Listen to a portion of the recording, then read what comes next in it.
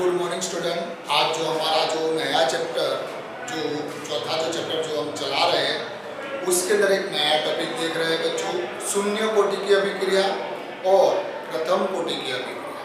जो शून्य कोटि की अभिक्रिया है बच्चों, मोस्ट इम्पोर्टेंट टॉपिक है। शून्य और प्रथम कोटि की अभिक्रिया का जो पूरा जो इक्वेशन है जो अभी आपके सामने मैं लिखूंगा, आज शून्य कोटि की चलाएंगे। या तो शून्य या प्रथम कोटि की अभिक्रिया का जो इक्वेशन है वो आपको पूछा जा सकता है, या फिर उनके आधार के एग्जाम बोर्ड में ये तय चीज होती है। इस चौथे चैप्टर में गिनकर बच्चों 4 ही टॉपिक हैं जो बोर्ड के लायक इंपॉर्टेंट है। उसमें से ये एक टॉपिक है शून्य और प्रथम कोटि की अभिक्रिया और उसके आधार से एग्जाम मोस्ट इंपोर्टेंट है बच्चों। हम देखते हैं कि शून्य कोटि की अभिक्रिया के लिए यहाँ पे जो वेग का जो इक्वेशन है, वेग is equal to minus dr upon dt is equal to k r raise to 0। क्यों आया बच्चों? घातांक में हमने 0 रखा है। 0 क्यों रखा है? क्योंकि शून्य कोटि की अभिक्रिया है इसलिए।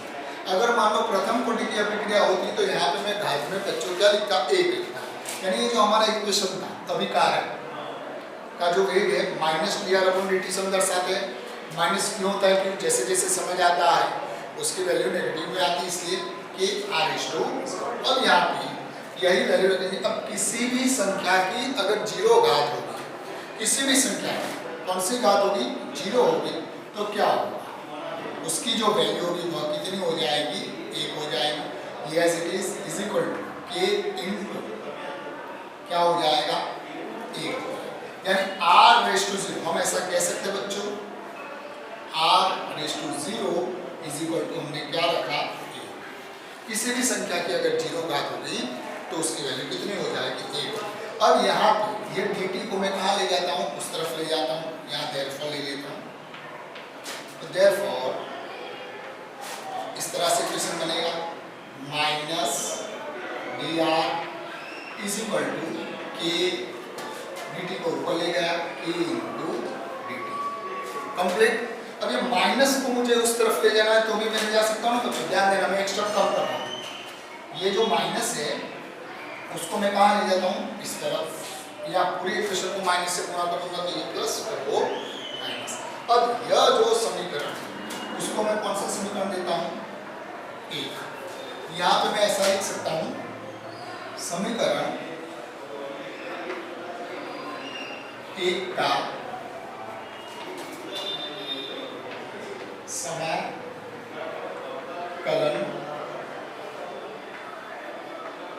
करने पर। समीकरण 1 का हम क्या करेंगे बच्चों? समाकलन करेंगे। समाकलन के अंदर ये जो dr है उसकी वैल्यू क्या हो जाएगी? r। जो मैथ वाले बच्चे हैं उनको तो ये आता ही होगा, लेकिन जिन बच्चों का बायो है उनको शायद थोड़ी सी प्रॉब्लम हो सकती है। dr का जो समाकलन क्या हो जाएगा? r। माइनस का माइनस, ये तो स्थिरांक है यानी उसका कोई बदलाव होगा नहीं। dt का समाकलन क्या हो जाएगा? t। k का तो k ही रहेगा बच्चों और dt का समाकलन क्या हो जाएगा? t। और समाकलन किया इसीलिए प्लस क्या रखोगे? i। यह चिन्ह है कि आपने समाकलन। अब यह जो समीकरण है, अब इसको मैं समीकरण नंबर क्या दे देता हूं? यहाँ पे ऐसा कह सकते हैं, उपरोक्त समीकरण में r इज इक्वल टू मैं क्या रखूंगा?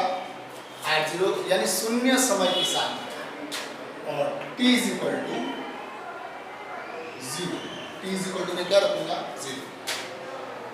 शून्य समय की सांद्रता, शून्य समय की सांद्रता के लिए r की वैल्यू में क्या रखूंगा? r0। t की वैल्यू में क्या रखूंगा? 0। यानी कि जब समय शून्य होगा, जब प्रारंभिक अवस्था हो, तब उसकी सांद्रता क्या होगी? r0 होगी। तो उन दोनों की वैल्यू समीकरण 2 में रखने पर r की जगह पे मैं क्या रख रहा हूं बच्चों? r0। ये r की जगह पे मैंने क्या रखा? r0 is equal to minus k। t की जगह पे मैं क्या रखूंगा बच्चों? 0 प्लस आई यानी कि एक फैक्टर है जो समाकलन किया है इसलिए है। तो यहाँ पे ऐसा मैं कह सकता हूँ बच्चों r0 इज इक्वल टू, इन दोनों का गुणा करूंगा तो क्या आ जाएगा बच्चों 0 प्लस आई, यानी क्या आ जाएगा, यह जो समीकरण नंबर 3 उसको मैं कहाँ ऐड करूंगा, समीकरण 2। ध्यान देना बच्चों, r की जो वैल्यू आई उसके आधार से हमने r की जगह मैंने क्या रखा r0, क्यों, शून्य समय की सांद्रता के लिए, ठीक है। तो r की जगह r0 रखा और t की जगह 0 रखा, तो इस तरह से समीकरण है। अब ये समीकरण 3 की वैल्यू को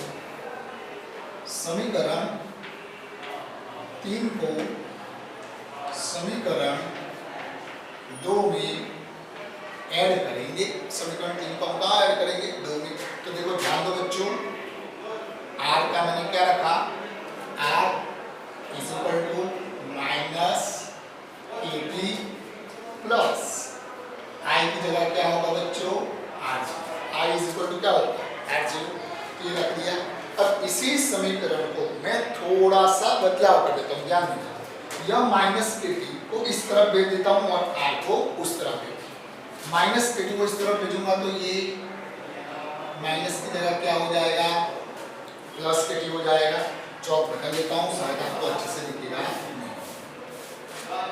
हाँ, यह माइनस एटी को मैं बराबर की उस तरफ भेजूंगा तो क्या हो जाएगा, plus at is equal to r0, r उस तरफ जाएगा तो माइनस, इस तरह हुआ बच्चों। अब k को जब इक्वेशन का मैं करता बनाऊंगा तो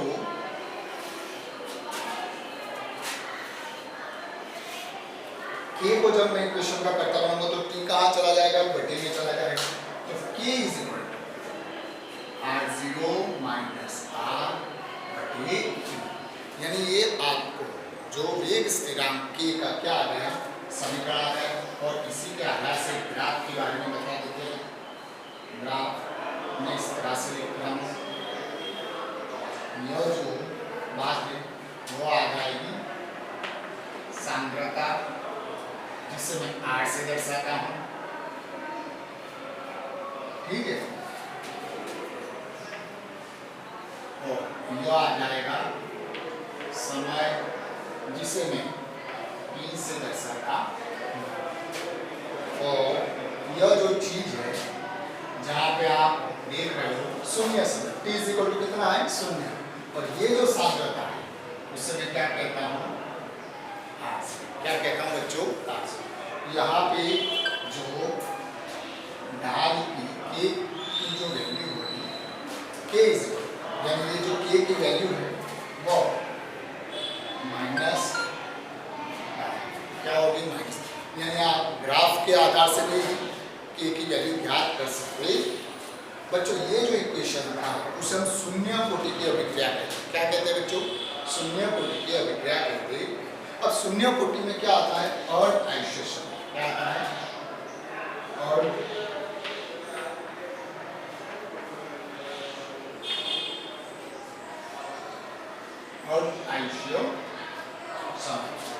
अर्ध आइसो समय, यानी कि अर्ध आइसो समय के लिए हम क्या करेंगे बच्चों, ध्यान देना है, यह जो k का इक्वेशन है उसमें r इज इक्वल टू क्या रखना है, अर्ध आइसो समय, यानी कि जो उसकी सांद्रता वो क्या हो जाएगी, r।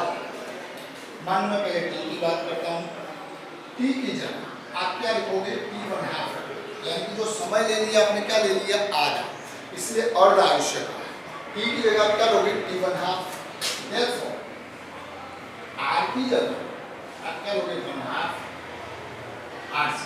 r की जगह आप क्या लोगे बच्चों, 1/2 r0 लोगे। अब ये जो समीकरण अपने इसके रखेंगे, समीकरण का नाम दे देंगे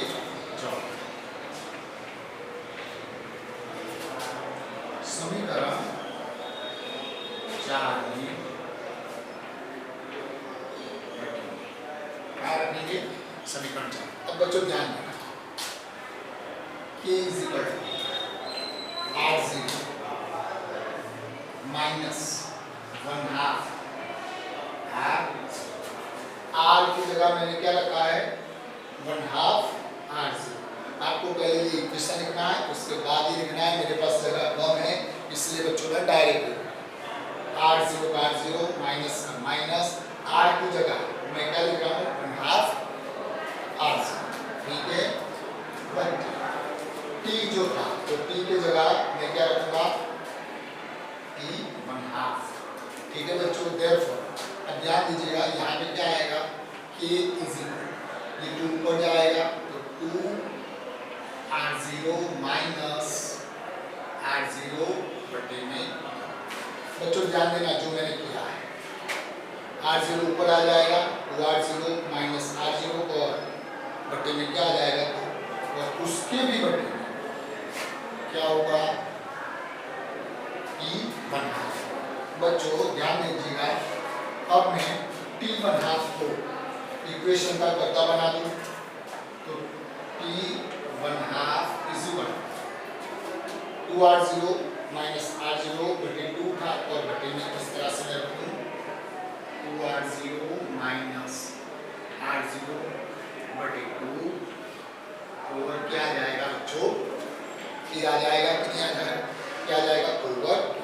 अब ध्यान देना बच्चों t 1/2 इज r0 में से r0 2r0 में से r0 जाएगा तो क्या आ जाएगा r0 आएगा 2r0 माइनस r0 यानी क्या आ जाएगा बच्चों r0 बटे यह इन दोनों का गुणा हो जाएगा तो क्या होगा 2 क्या ये आपका अर्ध आयुष्य समय का इक्वेशन है t 1/2 is equal to r0 over 2k। बच्चों मेरे पास जगह नहीं है इसलिए मैं डायरेक्ट बोल देता हूँ अर्ध आयुष्य समय प्रारंभिक सांद्रता के समानुपाती होता है और वेग स्थिरांक के विकर्णपाती होता है।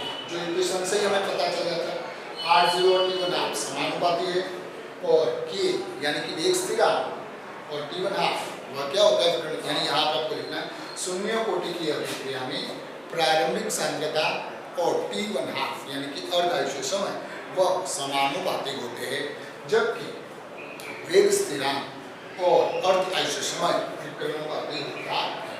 बच्चों यहाँ पे ध्यान देना इस तरह से शून्य कोटि की अभिक्रिया हमने प्रूव कर ली t 1/2 is equal to r0 और 2 पे आया k की वैल्यू आ गई। इस तरह से आपकी शून्य कोटि की अभिक्रिया कंप्लीट हो जाती है और शून्य कोटि की अभिक्रिया के आधार से आपको एग्जाम्पल गिनने आएंगे। जैसे शून्य कोटि है वैसे ही बच्चों प्रथम कोटि इससे थोड़ी ज़्यादा इम्पोर्टेंट है, लेकिन ध्यान में रखिएगा बच्चों बोर्ड के लिए शून्य और प्रथम मोस्ट इम्पोर्टेंट है। यहाँ ये जो है चीज़ का आप स्क्रीनशॉट निकाल लीजिए, यानी कि आपको लिखने में क्या रहेगी बच्चों आसानी रहेगी। हर एक स्टेप मैंने आपको समझा दिए है, उसी स्टेप के आधार से आप लिखिएगा। ठीक है, जैसे सबसे पहले शून्य कोटि की अभिक्रिया वेग का सूत्र, फिर वेग के अंदर r0 यानी कि एक जो उसकी जो वैल्यू फिर समाकलन कर देना है। समाकलन करने की जो वैल्यू आएगी उसको वापस उसी समीकरण में रखना है, उसमें k को इक्वेशन का कर्ता करना, फिर अर्ध आयुष्य समय लिखना कंप्लीट हो जाएगा। बच्चों आशा रखता हूँ यह जो टॉपिक है वो आपको समझ में आ जाएगा। धन्यवाद। गुड मॉर्निंग स्टूडेंट, जो अपना दूसरा टॉपिक है प्रथम कोटि की अभिक्रिया वो हम देख लेते हैं। तो प्रथम कोटि की अभिक्रिया के लिए जो वेग का जो इक्वेशन होगा जो कि आप जानते हो, वेग is equal to minus dr upon dt is equal to k into r raise to 0। Complete sorry, 0 की जगह यहाँ पे क्या आएगा 1 आएगा। 1 क्यों है? प्रथम कोटि की अभिक्रिया है इसलिए। यानी ये वेग का जो इक्वेशन था minus dr upon dt is equal to k into r। प्रथम कोटि की अभिक्रिया है इसीलिए घात के अंदर हमने कितना रखा है 1 रखा है। अब इसी इक्वेशन को हम सॉल्व करेंगे तब हमें इस तरह से आएगा minus dr upon dt is equal to k into r। यहाँ देयरफॉर लिख देता हूँ, ठीक है, is equal to k into r।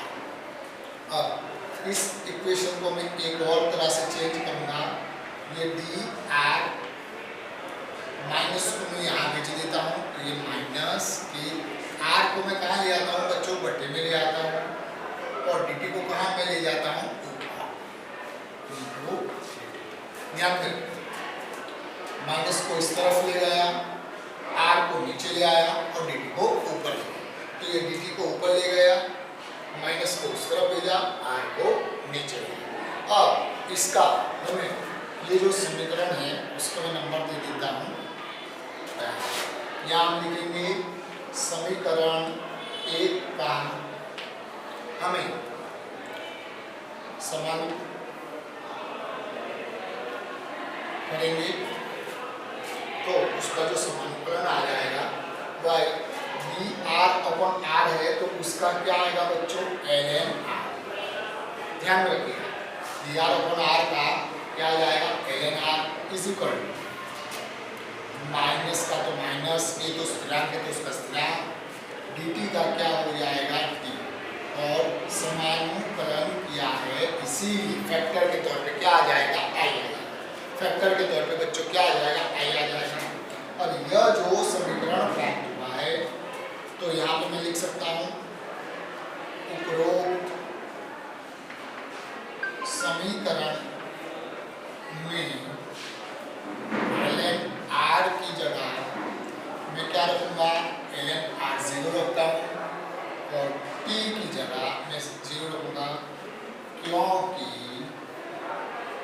शून्य समय की सांद्रता के, शून्य समय की सांद्रता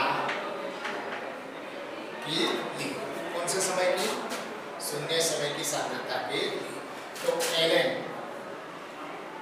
आर की जगह क्या हो जाएगा, L N R 0 is equal to minus K T की जगह क्या आ जाएगा बच्चों, 0 प्लस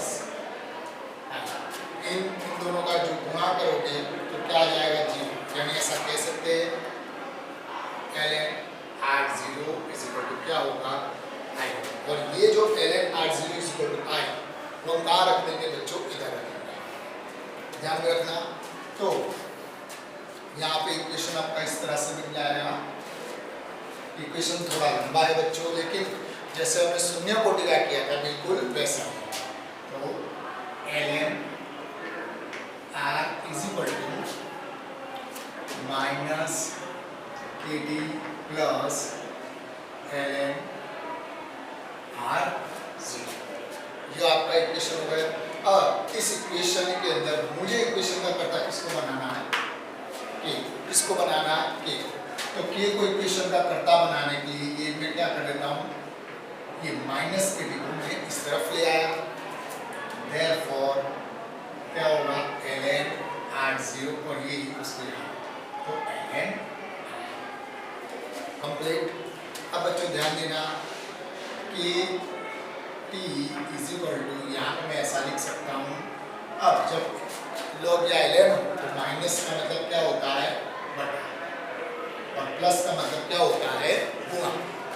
ऐसा लिख दिया, therefore k is equal to 1 upon t ln r0 over r। Complete, t को मैं वहाँ ले गया तो k is equal to, अब मैं ln को किस में कन्वर्ट कर देता हूँ, log में, तो 2.303 over t log r0 over r। Complete बच्चों, ध्यान दीजिएगा, जैसा हमने शून्य कोटि के लिए किया था बिल्कुल वैसे ही, बस केवल इसका जो समाकलन होगा वो एल एन आर आएगा। फिर वैसे ही टी इज इक्वल टू 0 समय के लिए तब की सांद्रता देखी, उसकी इक्वेशन रखा। हम इक्वेशन का करता किसको बनाते, के। किसको करते, के। तो माइनस के टी यहाँ आ जाएगा तो प्लस के टी, और ये प्लस वहाँ जाएगा तो क्या हो जाएगा, माइनस। और समाक एल एन और लॉग हो तो माइनस का मतलब भाग होता है और प्लस का मतलब गुणा होता है। तो उस तरह से हमने के को इक्वेशन का कर्ता दिया, एन को मैंने किस में बच्चों कन्वर्ट कर दिया, लॉग में। अब ये तो इक्वेशन अपना कंप्लीट होता है, लेकिन अगर हम मान लो ये जो इक्वेशन था अपना, जो L N R is equal to, जो अपना ये जो इक्वेशन बना था उसके अंदर ln r0 की जो हमने वैल्यू रख दी। अब बच्चों ध्यान में यह देना है कि यहाँ पे जो ln r is equal to minus K T plus ln r0 वाला यह जो इक्वेशन था, इस इक्वेशन को यहाँ पे हमने नंबर 1 दिया, तो यहाँ पे मैं नंबर कौन सा देता हूँ 2, तो फिर मैं यहाँ पे नंबर कौन सा देता हूँ 3। ठीक है, इस तरह से नंबर दे दें। अब मैं इस तरह से लिखता हूँ समीकरण 2 में r1 और r2 रखने पर t is equal to t1 और t2 होगा। और 2 में r इज इक्वल टू हम क्या रखेंगे r1 और एक बार क्या लेंगे r, तब t इज इक्वल टू क्या होगा t1 और t2। चलो करके देखते हैं। तो ln r की जगह मैंने क्या रखा ln r1, r की जगह मैं क्या रखता हूँ ln r is equal to minus K, t की जगह क्या होगा t1 plus ln r0 complete. बिल्कुल वैसा ही ln r2 माइनस के t2, यानी कि अगर r2 लिया है तो t की जगह आपको क्या लेना है t2 प्लस ln r0। अब जो ln r1 minus ln r2 करेंगे, हम क्या करेंगे ln r1 माइनस r2। ध्यान में दीजिएगा बच्चों, r की जगह r1 रखा तब t की जगह t1 रखा, r की जगह r2 रखा तब t की जगह t2 रखा, बस इतना सा चेंज किया।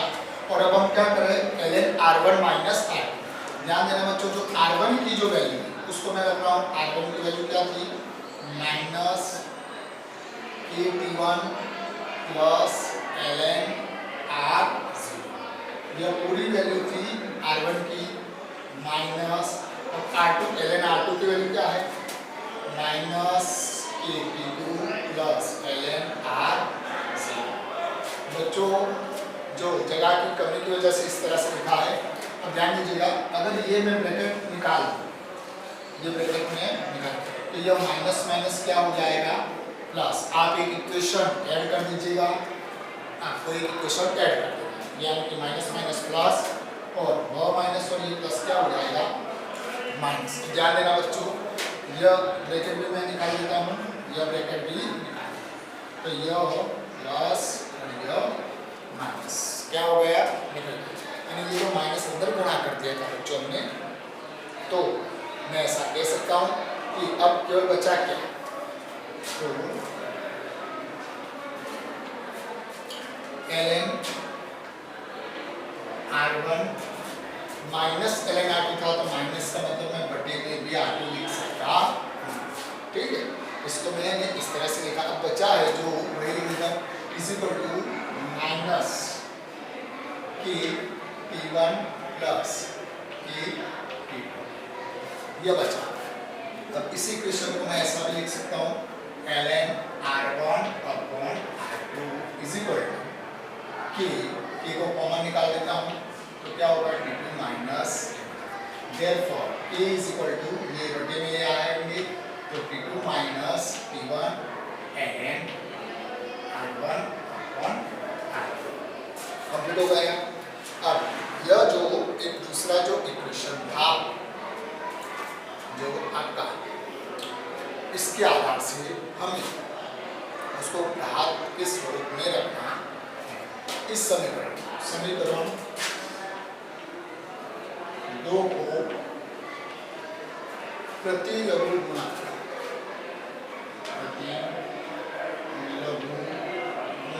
के आधार से अपने रखेंगे।